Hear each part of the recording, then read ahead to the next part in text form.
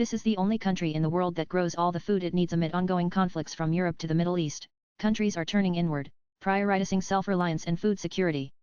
In this global landscape, one nation stands out as the only country completely self-sufficient across all 7 major food groups, a rare distinction in an increasingly interdependent world. This country, with a population of just around 8 lakhs, has managed its agriculture and resources so efficiently that it can sustain itself even if all global borders were to close. It produces every essential food group: grains, pulses, fruits, vegetables, milk, meat, and fish in its own. Remarkably, this self-sufficient nation is Guyana, a small country in South America. A recent study by the University of Göttingen in Germany and the University of Edinburgh in the UK, published in the journal Nature Food, has revealed this finding. The study assessed the food production capacity of 186 countries, highlighting Guyana's unique position. Nannan, China and Vietnam closely follow, being nearly self-sufficient in 6 food groups. However, only 14 of countries, or 1 in 7 countries, are self-sufficient in 5 or more groups.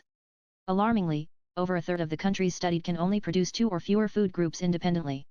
Countries such as Afghanistan, the United Arab Emirates, Iraq, Macau, Qatar, and Yemen are not self-sufficient in any food group. Nannan, if individual countries struggle to be self-sufficient, it might be expected that economic unions groups of countries would perform better.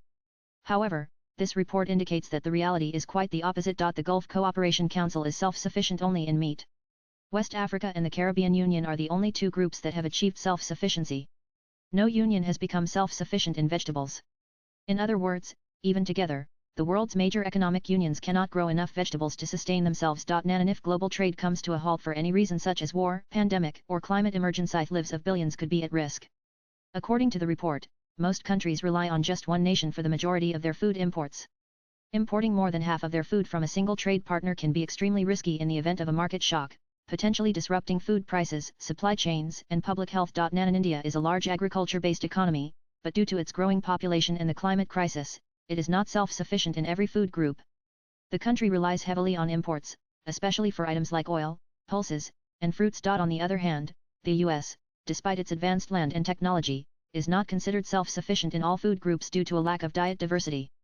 The US also depends on imports for many essential commodities such as seafood and tropical fruits. Swipe left for next video. And according to researcher Jonas Shdale, a developmental economist at the University of Göttingen, international food trade and cooperation are extremely important, but heavy dependence on a single country must be avoided. Resilient food supply chains need to be created to protect public health. Latest blogs.